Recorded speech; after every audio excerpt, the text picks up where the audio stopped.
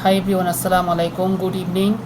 In this video, I am going to discuss the question from English Masters Final Year. The question is discuss the use of symbols in prose poetry.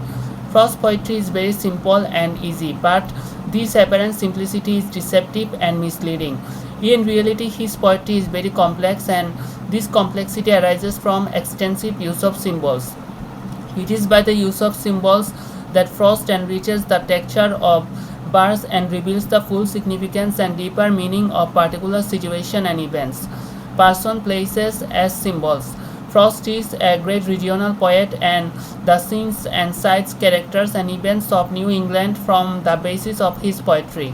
As a result, the religionism acquires a symbolic significance. These regions north of Boston becomes a microcosm of the world at large, and his Yankees character became symbolic of human nature in all ages and countries. For example, the fate of Silas, the servant, in that of the hired man, is symbolic of lot of humanity in the modern age.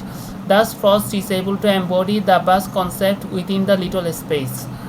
Complex symbols. Frost symbols are very simple because they are drawn from the ordinary, commonplace object of life, and they are very complex as they express more than one concept at one and the same time. Mending Wall, for example, gives an account of two New Englanders, one of whom wants to build a boundary wall between two respective of fields for accounting. According to him, good fences make good neighbors. The other does not consider the fence as necessary at particular place. The poem is not simple as that. The fence here symbolizes national, racial, religious, and political and economic conflict and prejudice which divide man from man, nation from nation, etc.